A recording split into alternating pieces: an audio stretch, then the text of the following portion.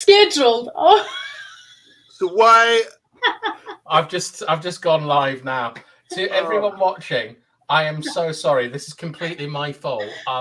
We've been talking for about 15 minutes, and I didn't press the go live button because it was only consolation. He gave us all a great shout out.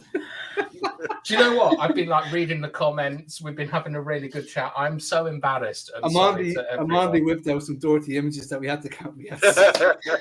We're lucky it wasn't live. Oh What? God!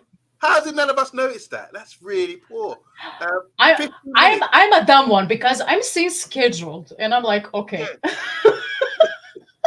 I saw it maybe a few minutes ago. Live. I'm reading the comments. Thinking, oh, it's live. Usually, the comments would lead me to believe that we've been live for the past 15 minutes. I have to say, I was just about to tell the comments. Like, look, I'm going through these, and I can't see any that are relevant to the show. Exactly. All right. So very, very quickly. Oh God! Do you know what? I'm so red. I'm so red at the moment. It's okay. So Dora, what do you think of Oli Gunnar Solskjaer? Honestly, we've just had a big argument about Oli Gunnar Solskjaer. Oh no! All right. So very quickly, this is what's on the show tonight. Big T, thank you very much. You're completely correct. It was me. But what I'd actually like to start off with is something that we haven't spoken about, which is people have been talking about in the comments. So we'll pivot to that. It starts off with Zoe. Good evening, Zoe. Saying, does anyone know any decent Man United women fan channels? No, Dora? I don't do it. I don't know. I mean, I am following them, but I don't have a channel. I'm just. Are you not on the She Devils all the time? But that's not Manchester United women. That's Manchester United. This is a women's team that she's asking about. Right. Okay. That makes a lot of sense. Maisie, do you remember Maisie? Maisie did cover women's football. Yeah, but I think I read it in the comments when we were not live. That she is on a break. Oh, she's on a break. So, okay. Yeah, her channel, I think. But I haven't seen Maisie for a long time. The show's not happening, is it? God, I'm never going to get the end of this. I can't believe I did that. This is almost as bad as the time I forgot to end the show. When did Andrew put that comment in? He put that in at 9:15, so 5 minutes ago. I didn't see it. See it. I was talking about Ole Gunnar Solskjaer. Off air, Dora said that Martial is just not professional, and I'm going to say the same about bath time. I mean, come on, really, really poor, especially with bath time standards. Your standards have been up there. This one you're going to have to take an L for this one, bro.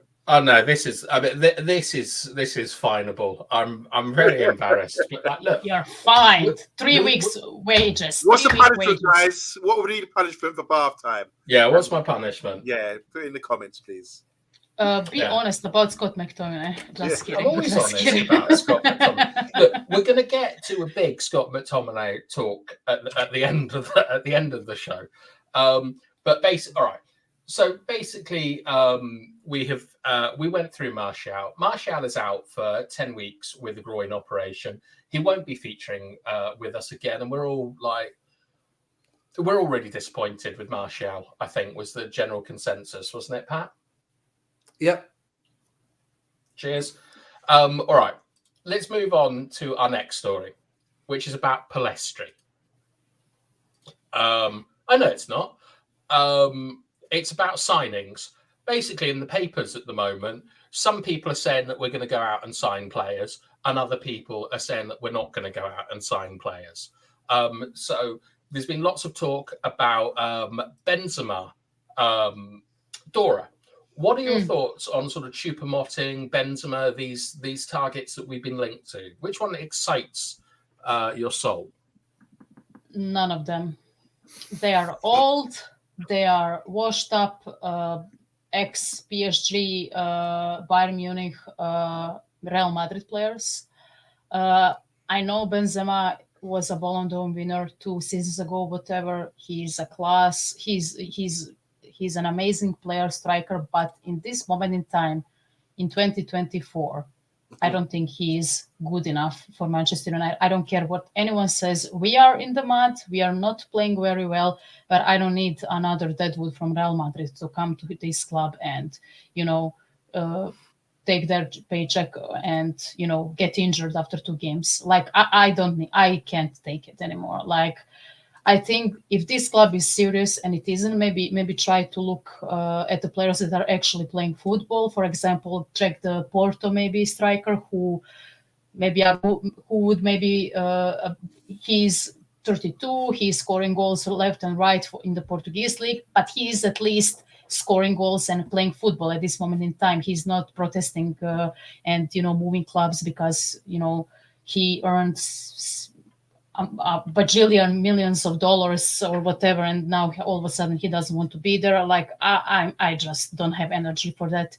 Choupo-Moting, if we signed him a few seasons ago where he would be a good squad player, I would take it, but he's too old right now, and I don't think he's a bad player. I think he had a really he had a really good career. I mean, if you watch, he was at PSG, he was in Bayern Munich, and, he was always a great squad player and, a pocket striker, as someone would say.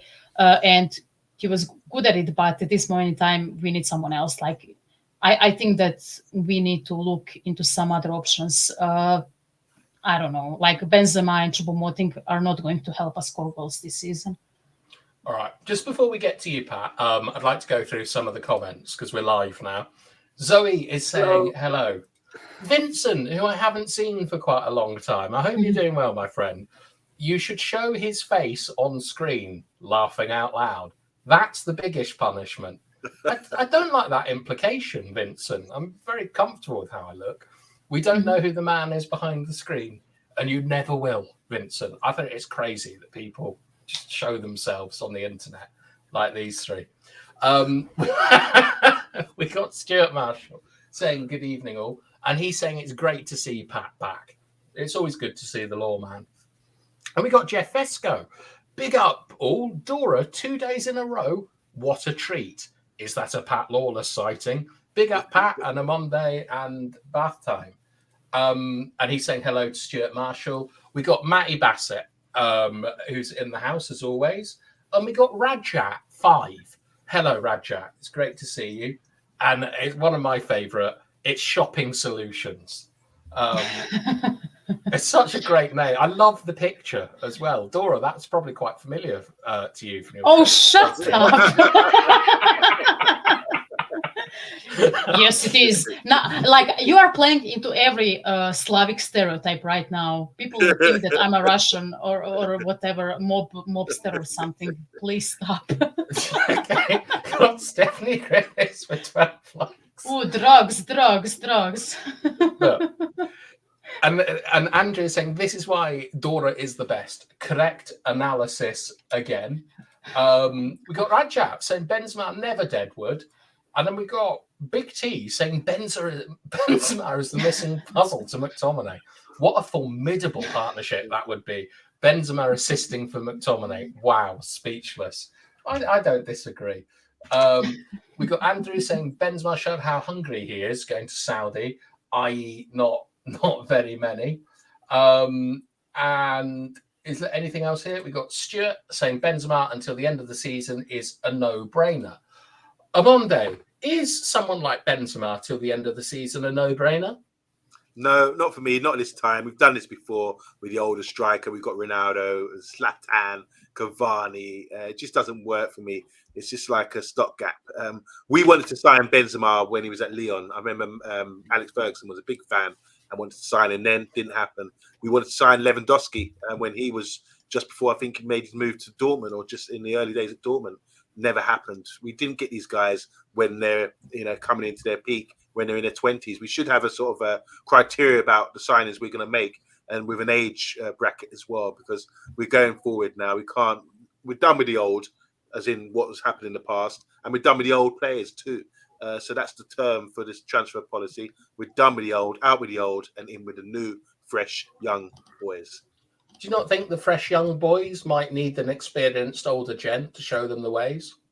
Well, this is where I think Cavani done a great job with that. I think with having older heads around the club is really important. You need that balance, as you know, BATHTIME, playing football like that. You know, you do need that experience there. But at this time where we're at right now, I don't think it's too important, right? You know, because you should just rely on the coaches and just be dependent on reducing the wage bill with all this FFP issues as well. We just need to focus on getting a young side together, coaching properly. We've got Johnny Evans there. I think that's a low risk player coming in who's got the experience and get the attitude right. And then you got players, former players like Benny McCarthy, who's a good coach who can do that job and show what professionalism is all about. Just quick story I heard the other day about Eric Cantona. They were saying it was Peter Schmeichel, wasn't it? He said when Eric Cantona arrived, he was a bit shy, and then he went out there at the training ground at the Cliff and started playing wall ball against the wall, bop, bop, bop, and everyone. He done it in an area where everyone was actually watching. So all the coaches, all the young players, everyone was like, when he just arrived, everyone was watching. Okay, and he done it early before the training session, and that's what it takes. A bit of a maverick. That's sort of, you might say, oh, what's he doing? Just showing off. But really, what happened? The result of that was all the young players started to do the same thing, get out there and show their talent and work hard and things. So just little influences like that can really help by having an experienced pro there, that's someone you look up to. So the only benefit I would see from Benzema coming in is that people would say, "Oh, it's Benzema," and if you need that kind of encouragement for I think there's something wrong with you. You should get inspiration from the coach, who is a boring, slow-speaking Dutchman who doesn't seem to be inspiring anyone at the moment. But jokes aside, I do think I understand why Benzema might be available and why we might be looking at him because of our track record. But for me, it's a no-no. Stick with someone younger. All right. Just before we come to get to you, Pat, I'm just going to come back at a Monday here, which is that we've often talked about the psychologist Bandura, who developed social learning theory. And one of the things in that is a role model. And a role model is someone who teaches you how to act. So when you say, like, all these kids around, like, they should know it for themselves, one of the things about having senior pros in the dressing room who have a great attitude and prepare themselves well is it's a role model for other players to build on. So I wouldn't necessarily dismiss it. But Pat, what are your thoughts on player like someone like Benzema? I mean, do you know much about his character? Do you think it would be good for the team in general? I think we should give him a 5-year contract. So that's worked out pretty well so far, hasn't it? Yeah. What is an elderly player in the Premier in the league at the moment? Like when I was growing up in the 90s, a senior player was probably 30 to 31 years of age. So what's the age bracket for a senior player now? Would you class as the senior age? 28, 29? I mean, what do we class? Thiago Silva. Thiago Silva's 59. 40. I think he's 49 at this stage, Dara, now, in fairness. But he's a senior citizen. I think Thiago Silva has a boat pass now, in fairness. He's been around that long. It's just a kind of pinpoint what are we classing as a senior player these days. If we're saying the senior player is probably 28, 29, Karim Benzema doesn't come into that bracket. He's not going to be playing week in, week out and have that senior level of young players to look up at him. Like, could you imagine Garnacho looking up to a 34-year-old who's playing once a month, twice a month, probably getting injured on the third game? I could, absolutely. Benzema's I'm not sure if he's a World Cup winner, but I mean, yeah, he's one of like Europe's greatest ever strikers of the last 20 years. Okay, sorry. I'll start again then, right? Karim Benzema to the end of the season, happy days, we'll get him. Are we going to get him on a 6-month contract? No. Are we going to get him on a 2-year contract? No. That man is only going somewhere for a contract that's going to have a payday and keep him there for the foreseeable until his legs fall off, just like Mr. Casemiro. So we're not going to get somebody like him. Could be, if we got him till the end of the season, yeah, it'd be fantastic. Like getting someone like Henrik Larsson in all over again on Henrik Larsson. Better shape, you know. Or Andy Gorham, one of my heroes. Yeah.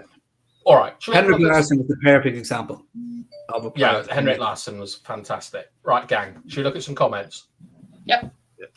All right.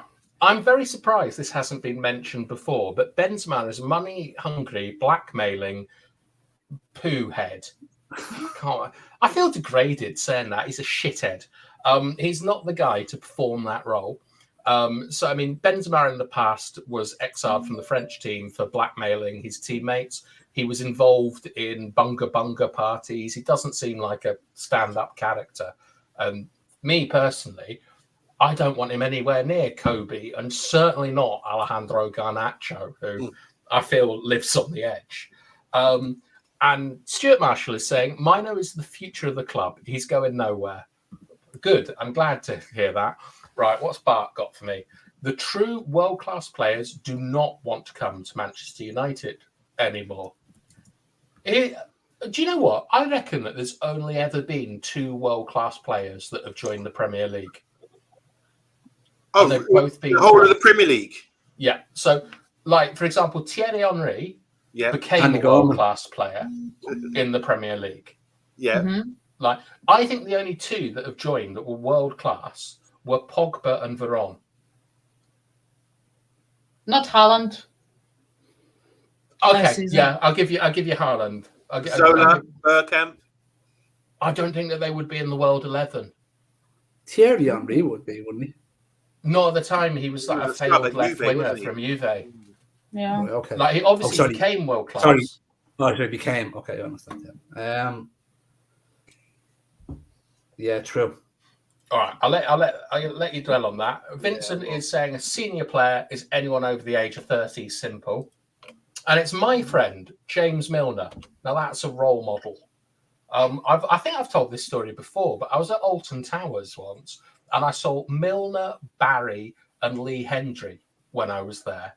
And Lee Hendry was the only one who got a Mr. Whippy at the ice cream van. The other 2 didn't. And Gareth Barry and James Milner are going to be fighting for the most Premier League appearances as an outfielder. And it always sticks with me that they never got the ice cream that day. They must have been like 18 or something.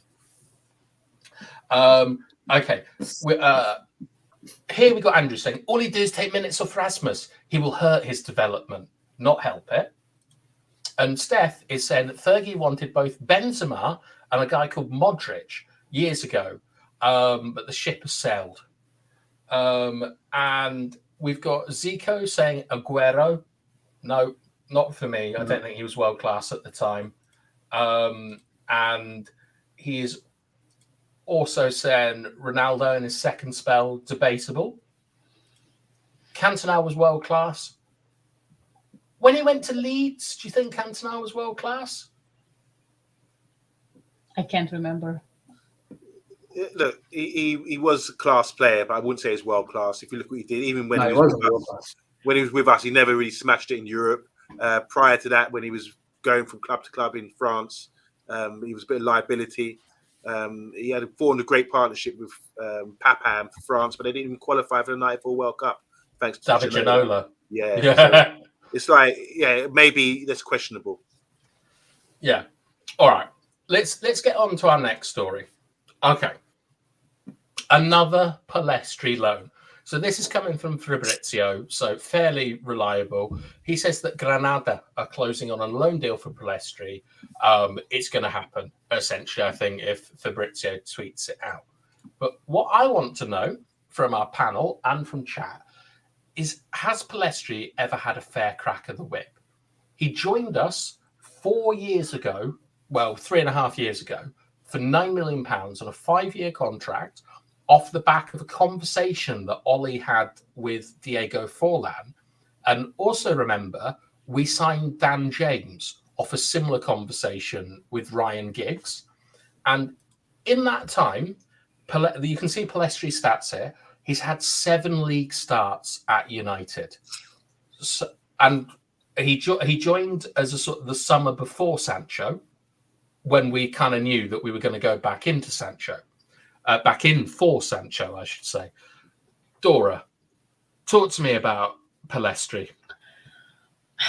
I think it's a weird one because I think this is it the same transfer window that Ole signed Amad Diallo as well, or is it summer before? I don't know, but these two were always a huge question mark because we always thought, okay, so we are signing younger players, who are going to develop into something in the future years. If like for example, we knew that Pelistri and Amad Diallo are right wingers, and since we didn't have a proper right winger since Nani or Antonio Valencia's first spell at the club so many years ago, we thought, okay, maybe this is the future of our right side of the attack. But it seems to me that Pelistri has the same problem as a lot of South Americans that come into the league, in terms of that they are too small. And I know this isn't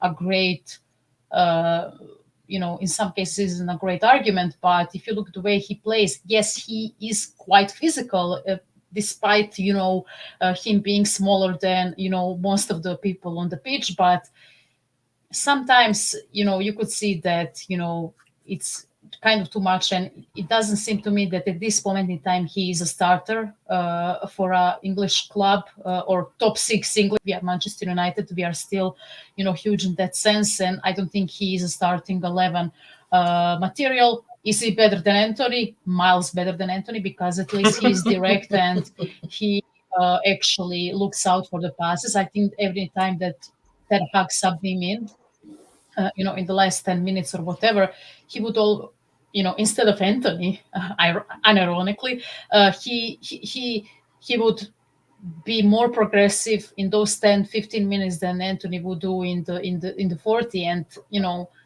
I don't know why Ten Hag insists on Anthony. That's another topic for another day maybe, but it seems that he doesn't trust Facundo Pelistri to do the job, unfortunately.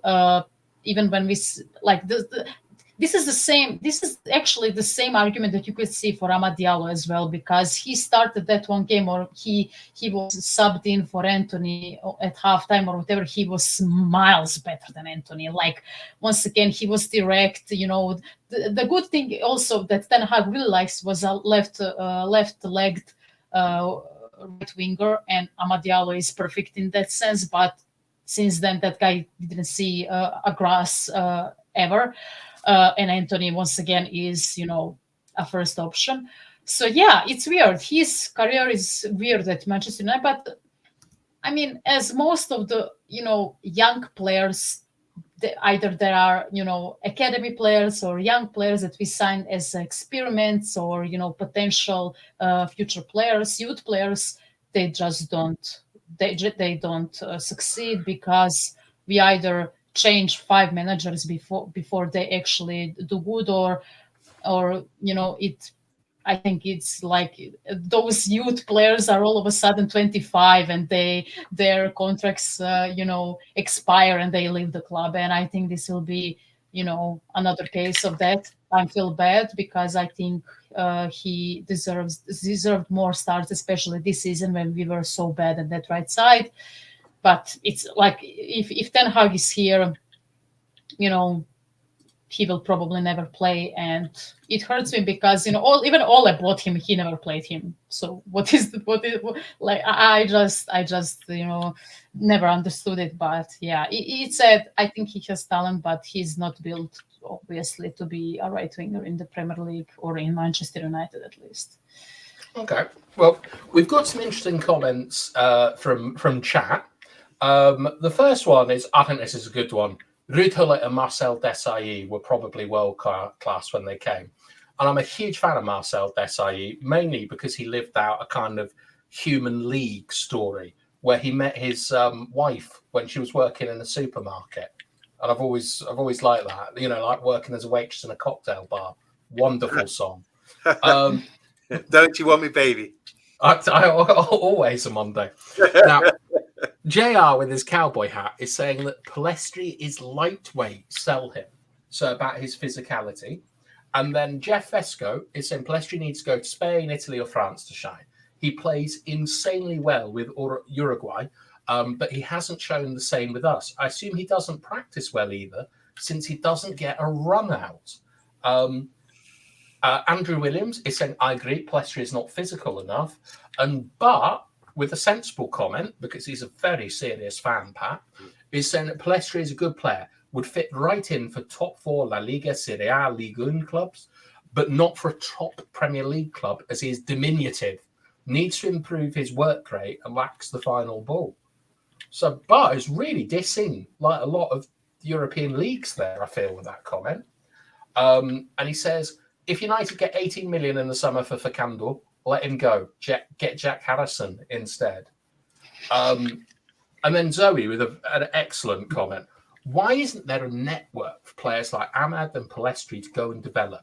We used to have tons of feeder clubs. Mine could do with a season away, but the club doesn't have that network now. If my memory serves me correctly, we used to have a deal with a club. Was it Royal Antwerp? Yeah. Yeah. Do you remember what happened with Johnny Evans and Darren Gibson at Royal Antwerp? They get up to no good. They got done for drink driving. Yeah. Which crazy. I thought you were going to say they had the ice creams. Yeah, exactly. They had too many ice creams.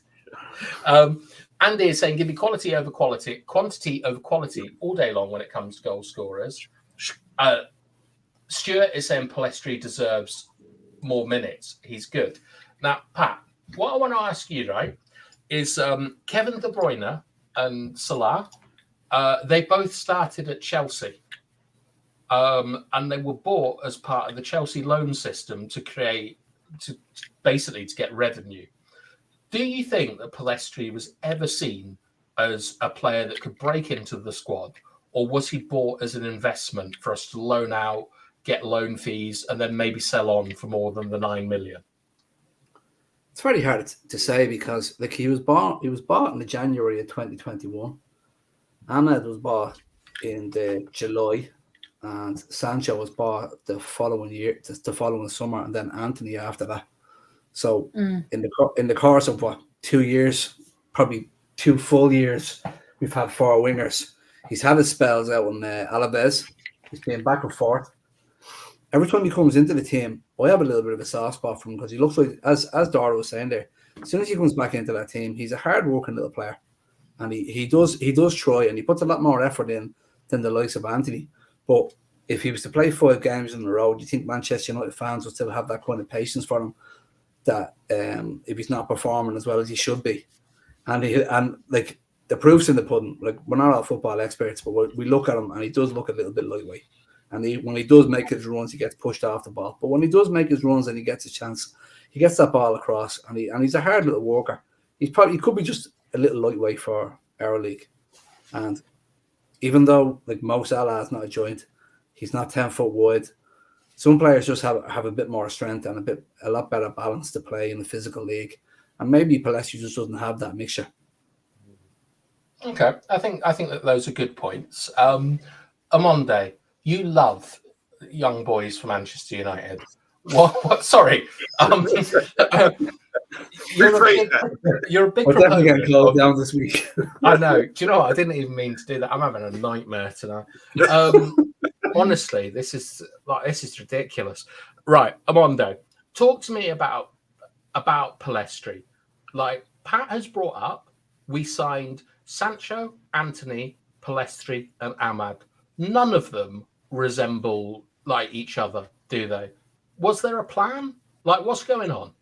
I think the plan was to buy someone who's hot, young, and I'm still going to go in again. A hot, young, wonderful.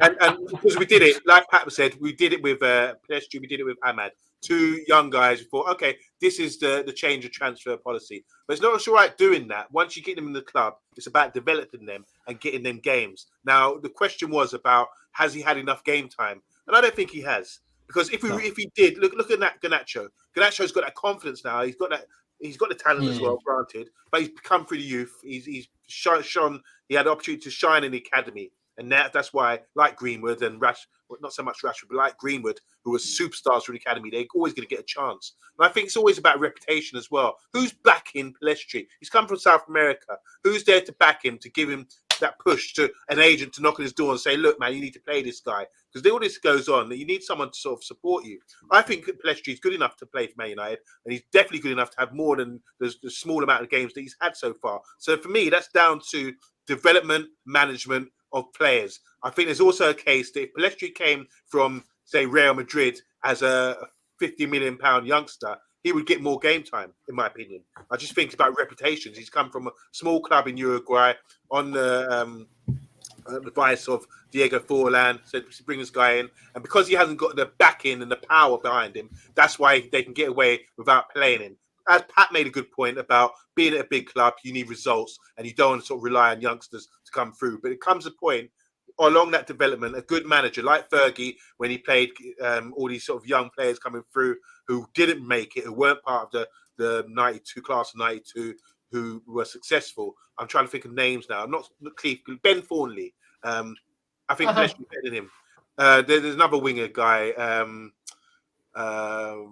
I'm sure the guys in the comments, I can't think right now, but there was a few players around that time who could fit into a good network of a team and not get shown up so much. At the moment, because we're under so much pressure, there's the case where Pelestri might be, they might say, oh, we can't put a youngster in, it's too early for him, because he get too much pressure. I don't think so. Pelestri, for me, is a short guy, and he say he's not physical enough, but you need to create a team that can play triangles around him. People, you can't. It's not about run all the time. Even though that's part of the game these days.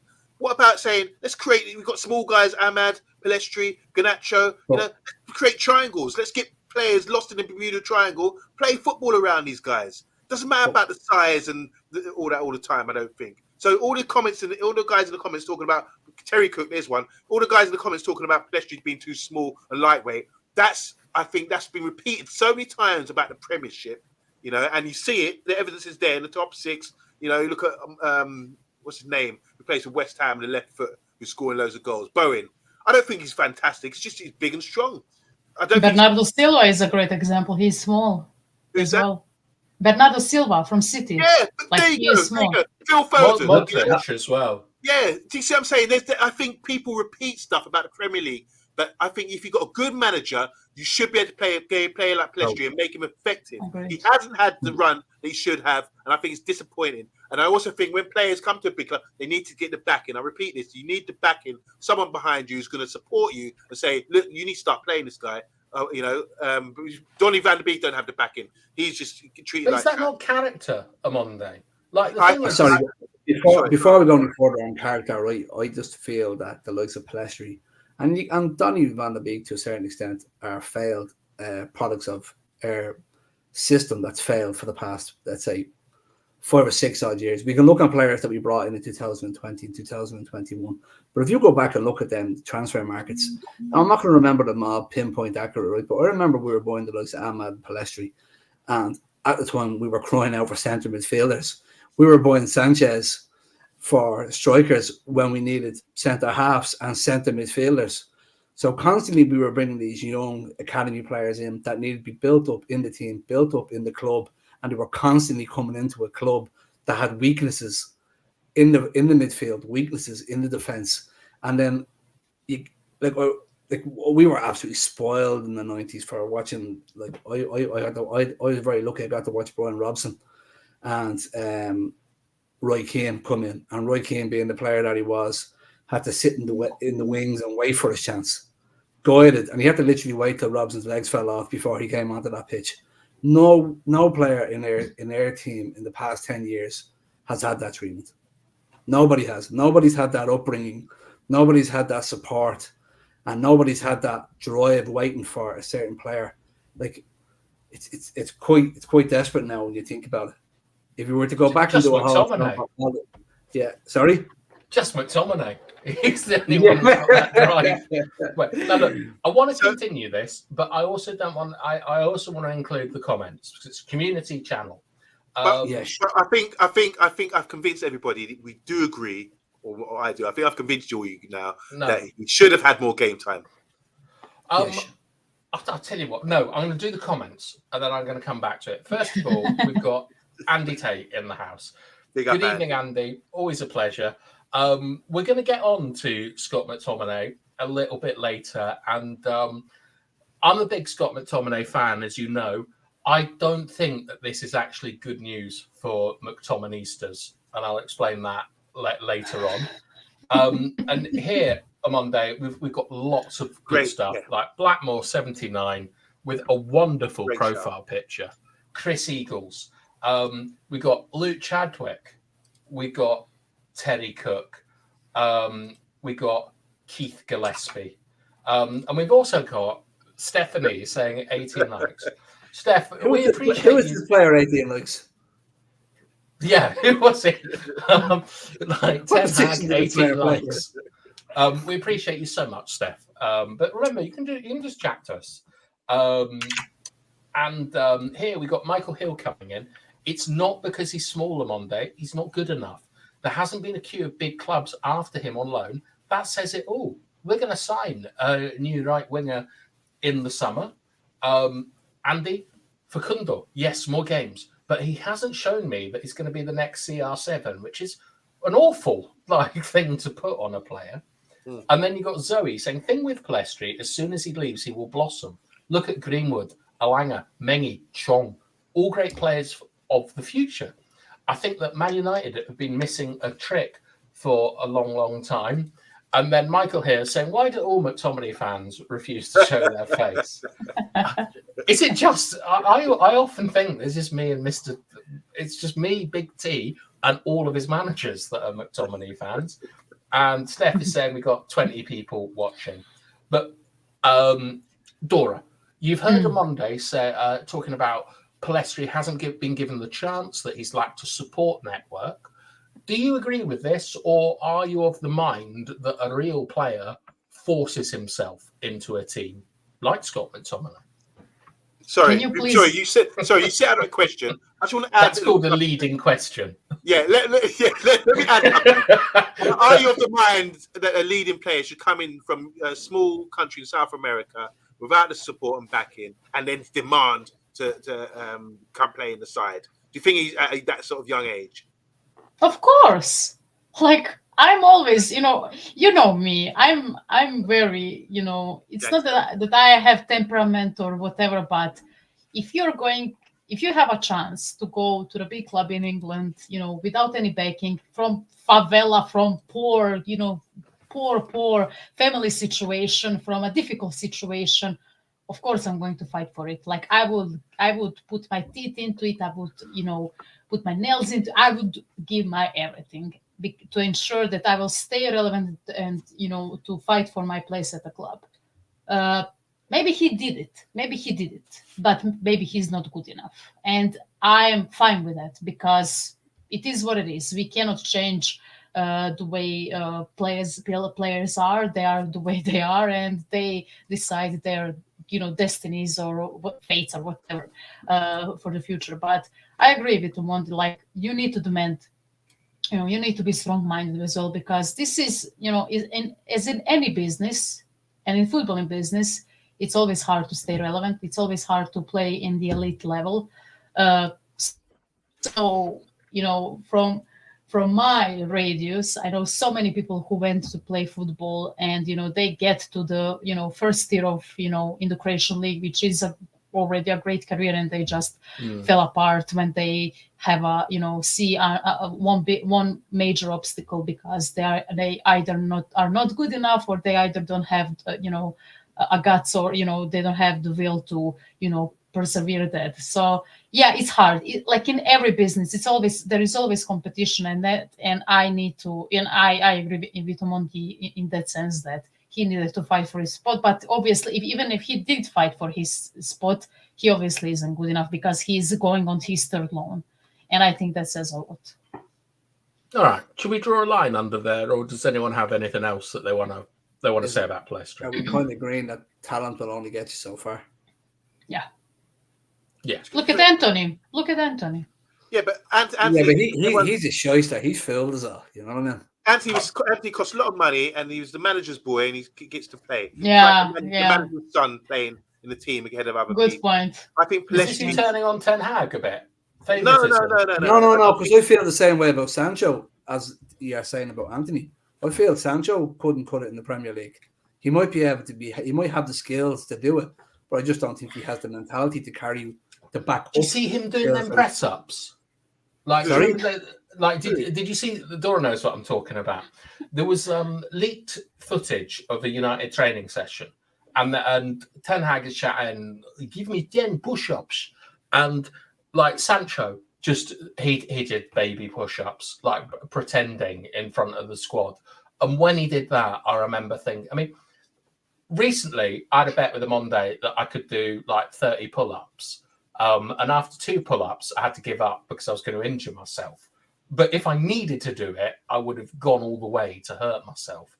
And I think that players like Sancho, Donny van de Beek, they don't have that kind of like the will to power that a real player needs. Like Steven Gerrard, I think is one of the most overrated players in the history of the Premier League, which will go down well here. But the one thing Gerrard did that always impressed me was that he found a player he could physically dominate in the midfield, and he went at them all match. And players like Donny, Palestri, Sancho, I don't think they can stand up to that. I think they will under that kind of pressure. I've seen Palestri live at Fulham.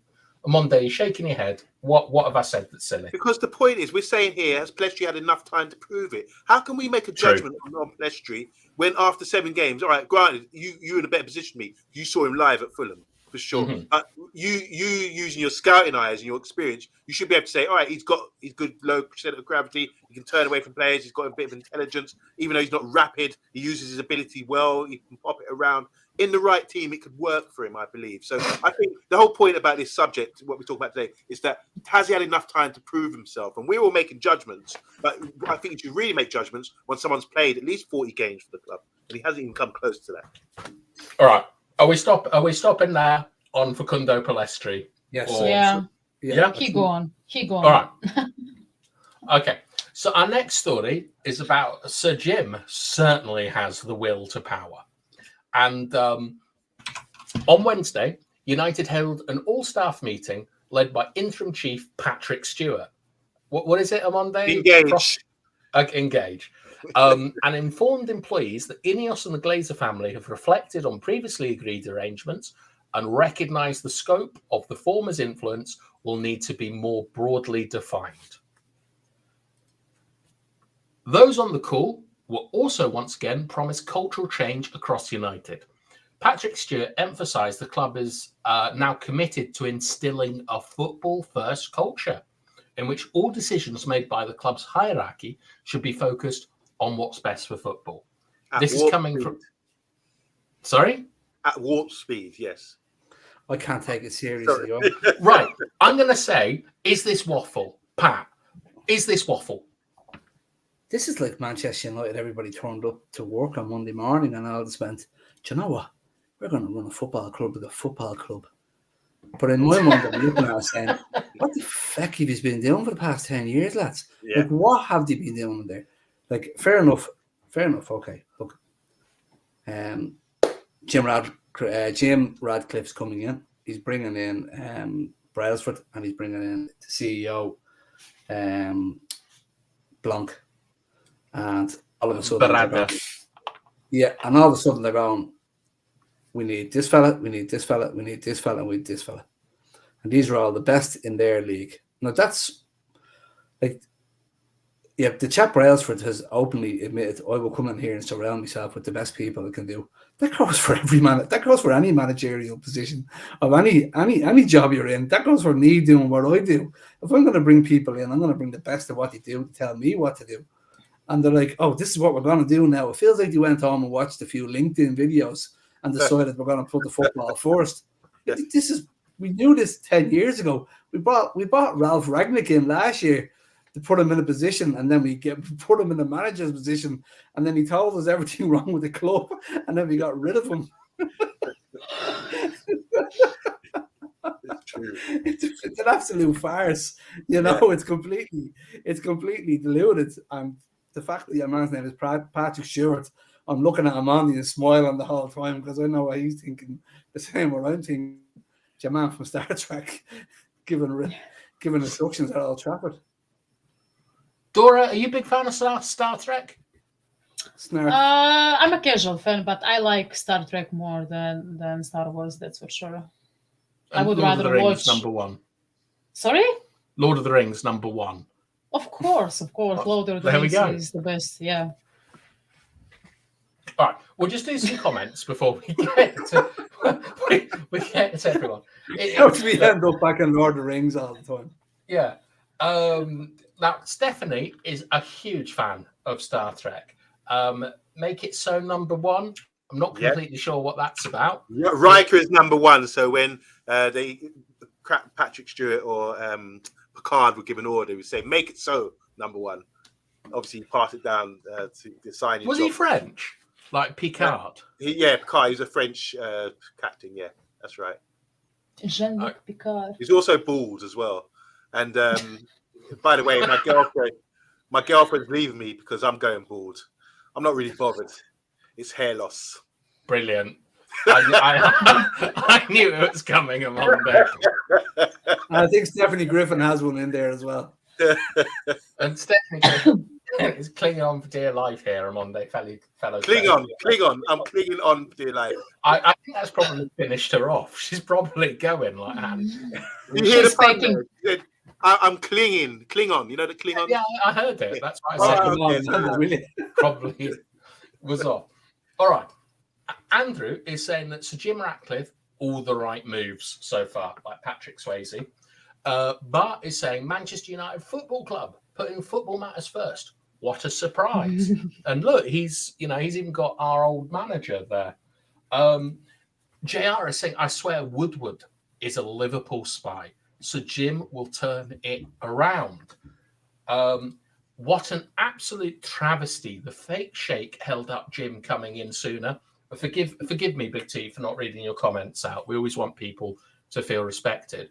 But from what I'm seeing from the comments here, people are pretty in for, I've made a mistake. Another one. It was Tom Cruise, not Patrick Swayze.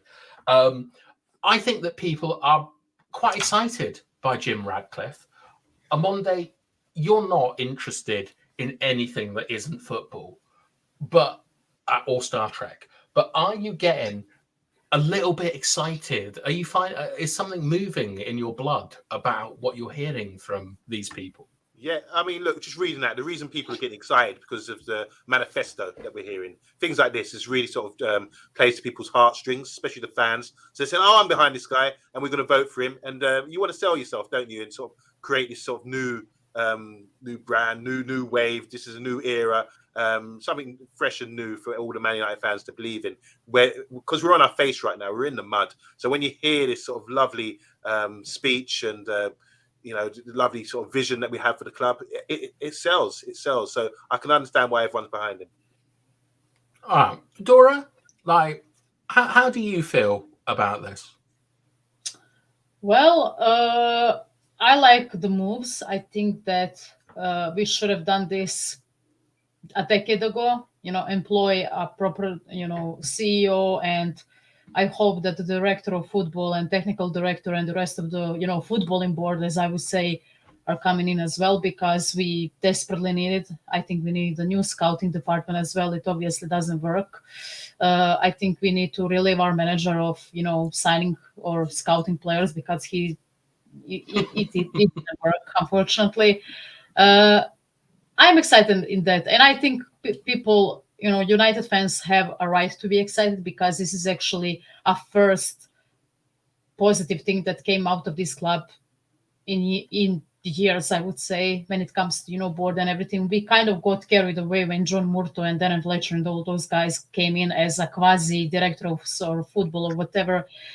They apparently weren't that, and I'm excited to see what Barrera and maybe Ainsworth or Paul Mitchell, or who do you want as director of football?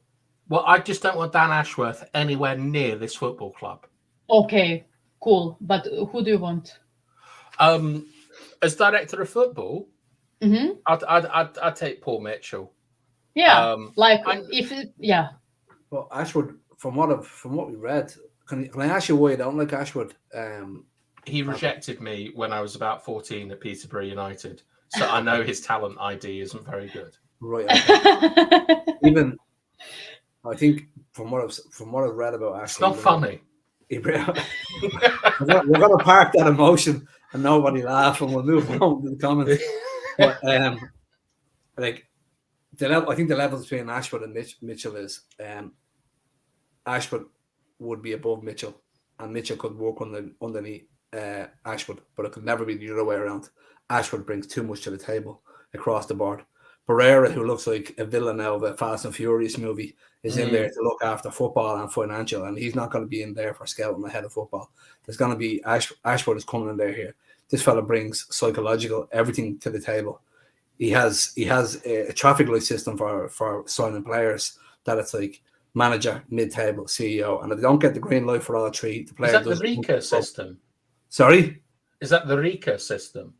Well, I'm not too sure what that means, but all I know is responsible, informed, consulted, accountable. Yeah, well, from what I've watched, it's called the traffic light system. So he has to get a green light from all three departments before a player signs, and it's not just one person, you know. So if your man Ashford comes in, he'll take over a lot, and you'll probably see a younger, upcoming Paul Mitchell kind of person coming in under Ashford. But you won't see Ashford coming. You won't see Mitchell coming in under Ashford unless they're throwing the whole kitchen sink at it, and they're going to bring in the best management. Because I'm really excited because I'm all about management, and Barrera is very exciting for me. Okay, we're bringing in the best in the Premier League that we can bring in. So we brought in the fella who's built up City. Okay, that's all right, Pat. You're very excited about management, right? I have one issue with Barrera. Which is that it sort of felt it was between him and Blanc. And Blanc is obviously going to be on the board and stuff. But don't worry, Monday. He's on Blanc is the Ineos board. So yeah, exactly. But he's there with he's side by side with Brailsford, kind of. But I feel that there's been a change in direction because Blanc is probably most well known for doing the stadium at Juve. And Barrera is most well known for sort of corporate deals and sort of like and building up a club. I would prefer, personally, more focus on a stadium at the moment, and reducing like the wage bill, which is what he did at Juve.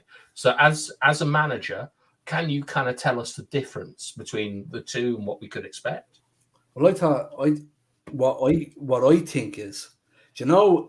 If you've ever taken a job in your life and you go in on the first day and you're being brought in to turn it around and get this in ship shape, and you're coming in here and you go, right, this is what we're going to do. I'm going to take A, B, and C, and that's what I'm going to work on straight away. You get in here and you go, holy God, this is 10 times worse than I ever thought it was. So Blanc was brought in, was originally tasked for the job as CEO, but they probably came in straight away and went, okay, we need to get somebody else in here who's going to build the club up financially and make it more of a focal point across, more of a brand again, because it's lost that. It hasn't lost it completely, but it's lost it. And then they're going to probably end up bringing someone like Ashford in. And if they bring someone like Ashford in, it's probably the best thing that Manchester United can do, even if they don't sign anybody in January. Why? Mm-hmm. Because you can't build a house in straw and sand. You need proper foundations. You have to start from, we are going back to basics, and bringing in someone like Pereira is, for me, before anything. Like, so what I've seen this transfer window, right? That waste of space, what's his name? Victor Lindelof has got a new contract. Why has he got a new contract? To sell him for more profit. Second sell him, that's why. Why is the right back, what's his name? The spoiler. Wan-Bissaka. Why has he got a contract? Because they're going to sell him. Reguilon, all right. Why isn't he still there? Because he's a waste of money. Get him out there. We have enough players to cover that spot. I don't care if anybody has likings to him and he's a good player. Financially, he's not working for the club. Get him out there. We need money. We want to spend it. Every little element I've seen so far makes sense. So they're starting with the building blocks. They're going to build that club up now. And unfortunately, we'll probably get to it now in a minute. Scotty T is going to get a contract as well. and he's going to get the heave-ho as well as soon as somebody better comes in. And this is what's happening with the club now at the moment, the basics. And if I see another manager coming in that's going to be head of football recruitment and probably head of football, or if you bring someone like Ashford in, it's probably going to do the whole lot. It's the most positive thing we could have done the past 10 years or 12 years since Fergie and Gill left. Wicked. All right, Dora, we haven't heard much from you. Sorry, I went on for a while there. No, Pat, that was brilliant. I really enjoyed it. That was great, yeah. Do you have anything to add to this, Dora?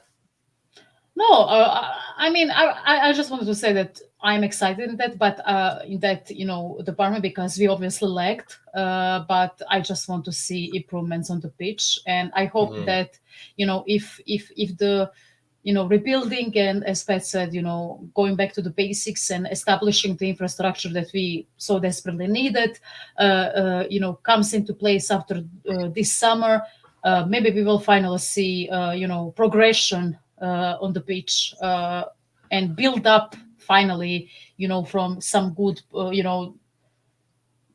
last season was good. I would say, we were third, we won a trophy in 7-0 versus 6 Liverpool. years. Okay, not that good of a season, but result data, BATHTIME data. But build something from the positives and actually, start like we need to be better on the pitch, because you obviously see that the manager and the players are on a trial.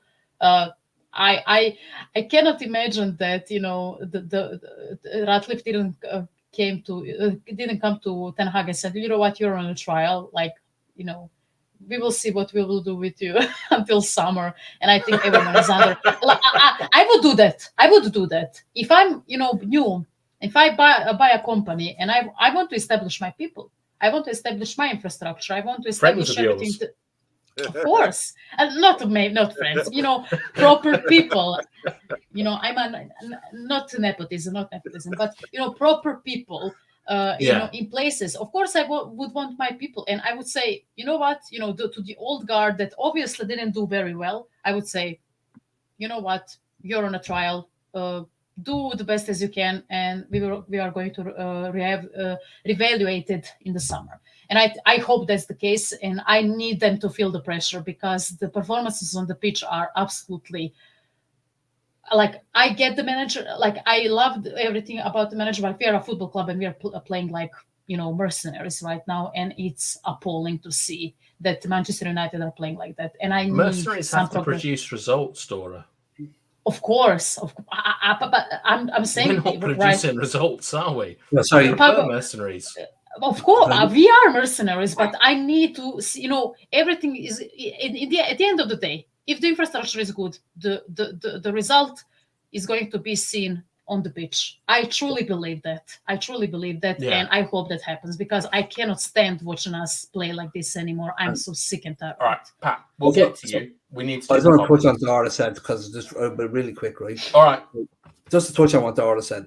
So Dora's saying that the people that are being brought in, the old guard. So we have literally not been employing the best in business in positions since Ferguson and Gill left. And all we've been doing is making staff up into positions to keep the ship going, because we didn't want to spend the money on the best in business. And we've tried to keep it going for 10 years and it hasn't worked. And obviously the model now is, first of all, whatever position Pereira is being brought in for, whether it be chief executive, whatever, he is supposed to be the best in business. And if he works out and they bring somebody else in, I think that's the best foot we can put forward. So it's as positive as it's going to get. Are you happy, Pat? For the club. I'm very happy. I'm more happy with what's going on off the field than any signings on the field. All right. We'll do the comments. One for you, Amondo. Voyager. That's Zoe's favourite. Big fan of Voyager? Yeah, I've read Andrew Williams' comment about 7 of 9. Yeah, I'm not showing that. Yeah, I wouldn't either. I believe that, I don't know how I know this, but the actress who plays it is called Jerry Ryan, and I think her husband got sent to jail for some heinous stuff a couple of years ago. Really interesting. Just going back to the Voyager thing, I think Captain Janeway, They got sent out into past the neutral zone and past, team. They were lost for years, so they're just going around, trying to find their way back home, and that is where we're at right now with Man United. We're just trying to work our way back home, and that's isn't Star Trek essentially the Odyssey? Like it's like Odysseus gets lost for sort of 20 years, goes past Scylla and Charybdis and things, and it's like exploration, but also the desire to get home. Yeah, that is Voyager more so than Star Trek. I think the typical Star Trek is when you know where you're at, you know your area, you know what it takes to win against your enemies, whether it's the Klingons, the Vulcans, not an enemy. Would you take Donny van der Beek into battle? Would you? No, you wouldn't. Anyway, you could put him in as the force line of defense. Yeah, the human shield. I brought this up from Barks. He's misquoted. Rome wasn't built in a day. The actual quote is, "Rome wasn't built in a day, but it burnt in a night." And then, Dora, have you ever heard of Red Dwarf? Of course, I haven't. No way! Oh, wow. Yes, it was. Christian television actually aired a lot of classic, very famous British shows. So yeah, I'm very familiar. My uncle is really a big fan of Red Dwarf. I when I was younger, I actually loved watching it on TV. So yeah, I know Red Dwarf. Great show. Wow. Do you know the Chuckle Brothers? I can't remember, but it's familiar. Yeah. And Zoe's saying she's been waiting decades for a sequel to Voyager. Call back to the Delta Quadrant. I'm writing a script. No, you laugh at that. But Star Trek is one of the, this is something I do know. Star Trek is one of the only franchises that accept fan-made scripts. Like a lot of people have got writing gigs from that. Yeah. Big T is saying, can we touch on Barrera's love for De Zerbi? Right, gang. Would you take De Zerbi's style of football at United? For me, no. I'm not sure yet. I want to give him more time at Brighton, see what he's got. But yeah, he's been very effective and he's highly rated. His stock is really high at the moment. Pat? We are not going to see a new manager coming in straight away, because just like Jadon Sancho being settled on loan, everybody is going to get evaluated, and there are not going to be any drastic changes straight away. Same reason why Jadon Sancho is going to be evaluated while he's away at Dortmund to see if he's the problem or Erik ten Hag's the problem. So Erik ten Hag is going to be given time. Minimum, he'll be still at Manchester United in the summer. Minimum? Minimum. I don't think they're going to sack him next year. I really don't. I don't think he's the problem. Is this music to your ears, Dora? For who? Can you repeat the question?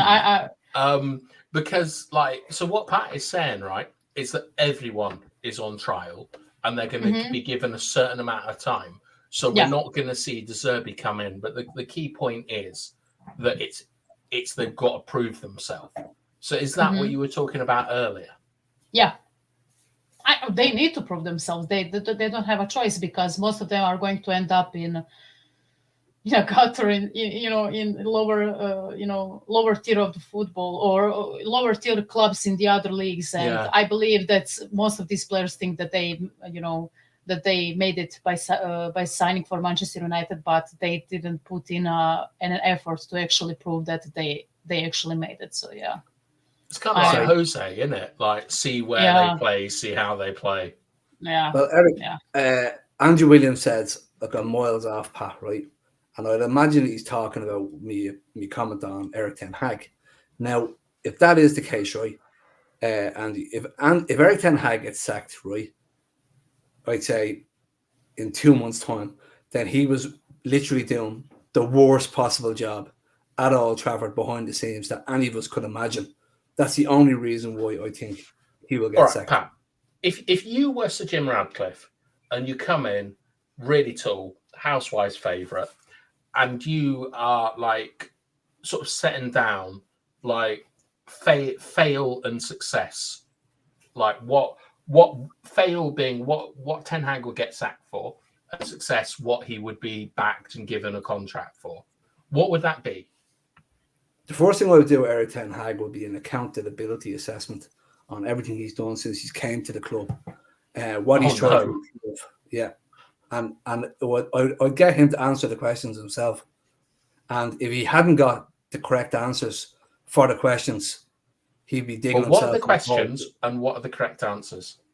What are the questions? Well, the first questions would be, when he originally said he was coming to Manchester United, he said he was going to do X, Y, and Z to the club. And why hasn't that happened since he came here? Why hasn't he implemented what we've heard is a style of football and that he stuck to? Because he seems to change all the time. The players that he signed, he brought in the likes of, let's say, Anthony, for example, right? Now, I don't hold Eric Ten Hag completely at fault for the signing of Anthony, because it should have been, as we spoke about earlier, a traffic light system. It should have been assessed by the club, by all tiers, and then the players should have been assigned. But do you know how that happened? Laurie Whitwell's reported on it that Murta, he has a tick, and he didn't give a tick because he thought it was too much. And Ten Hag went above Murta and spoke to Joel Glazer and said, we absolutely need this signing. And then Murta was sent back. That's amazing. That's from The Athletic. That's from Laurie Whitwell. That's a target on your own back, doing that kind of thing. Yeah. So why? Tell us why. Why? Because it's once again accountability. You've taken sole accountability for a player that should have been a commercial decision, a football decision, everything. So, like, Morta could have turned around to Eric Ten Hag and says, "Okay, Eric, in your experience of the English Premier League, how do you feel Anthony's going to survive in this league?" And the answer is he has no experience in the English Premier League. Anthony has, or Eric Ten Hag, when he signed them. True. So he should have been leaning on senior management and senior experienced scouts before he signed players. So once again, accountability. And that's just one area. Should they be leaning on him? No. Or were they? No. He's only a part of the jigsaw. He's only part of the puzzle to create he's only a part of a puzzle to create a formidable force, which will be Manchester United as a club, not just the manager and the players on the pitch. Because for the last 10 years, the manager and the pitch seems to be the club, and everything behind it seems to be a fucking joke. No, really good. I enjoyed that, Pat. Andrew Williams is incorrectly calling Raki. It's called Rica, Andrew, because Rica means delicious in Spanish. Shopping solutions. United fans get easily excited. As for me, I'm going to wait and see for actual action. I need an eye test for this one. Not excited at all with this PR. Eye test will be on Monday. Rica is used in my job, commercial lead here for my organisation. Andrew lives in Swansea. It's probably fairly easy to guess what he does. Traffic light or RAG status is used in many businesses, but risk management is where it excels. And less management speak. Michael Hill is saying the manager of Girona is in the frame now with the City link, presumably because of Bereda. Omondi, do you know anything about the Girona manager? Yeah, he's doing really well. They're top of the league. They're playing a brand of football which is similar to what Man City play under Pep. And there is a connection, I think, between the two clubs, Man City things. Yeah. So their formula, you talk about, yesterday we had a discussion about leagues and what makes a good league. The French league was getting disrespected by Ronaldo. But if you take, and you said, I think you said, Bathtime, if you take out Real Madrid and Barcelona from Spain, then you've got an average league. About what we're seeing here, occasionally teams come up like Girona and play a good brand of football and shock everybody. And this is better than what we're seeing in Germany with Leverkusen. Leverkusen, an established club. Girona, I don't think anyone would have expected this. But it just goes to show, once again, going back to the Pelestri point, if you've got to create a side and trust in a manager, have a good manager who can play a good brand of football, and you can beat anybody. This is why you get FA Cups upsets. It's just that it doesn't happen consistently enough. I think this is a great example of what we're seeing right now, and there's no wonder this guy's in demand. Similar to Roma, if you remember, like I think we beat Roma 5-1 with a Carrick. Carrick scored the fifth. And Ferguson said he'd seen the future of football, and he changed everything based off that Roma performance. Like, great ideas can come from crazy places. So, sorry, Pat, you had something to say. It's just I'm going back to the point of what I was saying about Erik ten Hag is under the microscope, right? So there's 2 managers already in the frame for Manchester United to replace Erik ten Hag, which I feel now is the club being run better. So what they're potentially doing now is they're having candidates lined up for who could potentially replace Erik ten Hag in the eventuality that he does get sacked, instead of sacking him and then going, who are we going to bring in? So like a plan. Oh yeah, a strategic plan, by the sounds of it, instead of just gung ho, sack him and let's get someone else in the morning, bring in Sam Allardyce. All right, well, we got one of my favourites here, which is Stefan from the United Philosophy. If you like the United agenda, you'll like the United Philosophy. Stefan is really good. He speaks by himself. He does it all by himself. He's always really nicely dressed and clean, which isn't always the case on YouTube. And he's saying, what does everyone think about Michel Sanchez from Girona? Some talks about us having a look at him would make sense with Bereda coming in and the City group links. I hope we answered that question for you, Stefan. David Saar, anytime McTominay leaves United, he'll be in the Championship within 2 seasons, just like Dan James. We'll have to agree to disagree there. And David Saar has come back saying, Erik ten Hag will not get another job in the top 5 league in the world after he's sacked by United. He's not a good manager. Dora, thoughts? I don't believe that. I mean, top 5 league, I think that's a bit harsh. I mean, I can see him,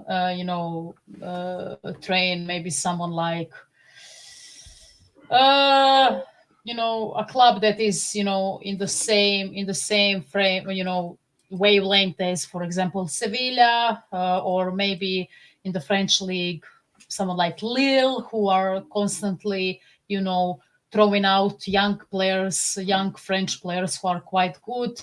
And, someone like that. I think that he is good in the development teams, as Ajax was always, especially under him. As much as, they were a great team. They were winning leagues. They were, very good in the Champions League, but they also dished out, great talent, during those years. And I think that he is fit for that. I think that comment is a bit too harsh. Yeah. Okay. Well, is Tommy Buric? I don't think we've seen you before, but it's great to have you here. Always a pleasure, everyone. Honestly, go and check out Stefan. I think he streams about 7. He's in the agenda circle. Great guy. Big. I'll check it out as well. Yeah. And thank you very much for watching, Jeff Vesco. Now look, I made a massive boo-boo at the start of the night, and I'm going to bench myself for tomorrow. Because you need accountability, like as Pat says, like you have to be accountable and responsible. I'm on trial again. You've always got to do your best, and I've done poorly tonight. But no ice creams for you now, BATHTIME. Such a letdown.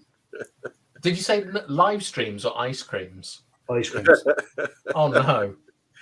I don't know which one's worse than me.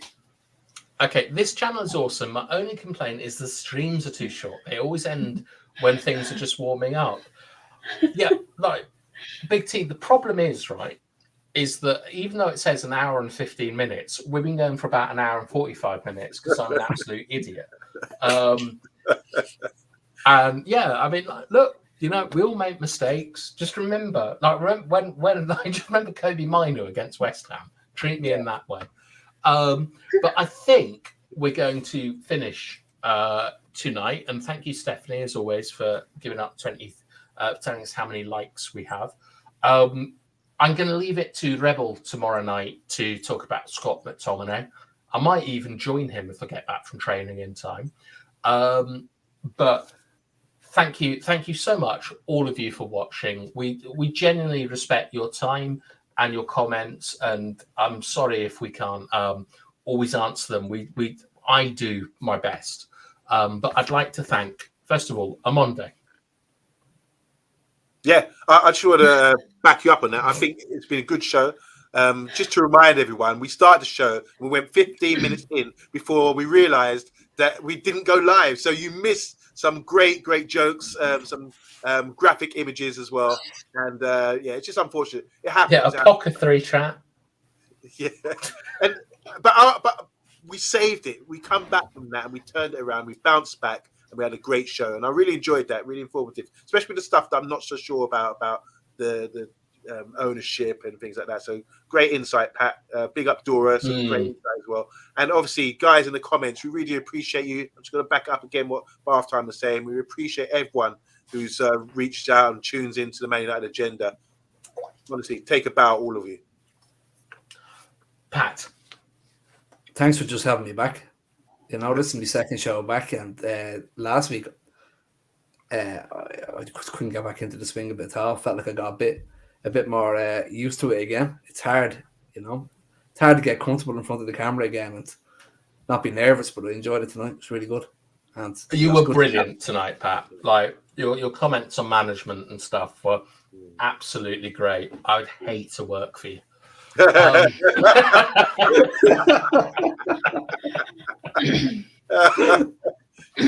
And last but not least, our favorite, actually I'm not going to say that, Dora. Yeah, you said a lot. Yeah, you can find me on Twitter, @Edor_MUFC. I'm not very active, but you know, I lurk sometimes. So yeah, check me out there. But yeah, in those 15 minutes, a lot has been said about me. So it is for the best that you didn't hear it. And the 5 minutes beforehand as well. I don't think we talked about getting rotated tonight. Yes, so maybe it's for the best that you know missed it. But yeah, all jokes aside, I always enjoy coming here, and yeah, great show once again, even with that little fumble from our favorite Bathtime. So yeah, thank you for listening to me in my broken English.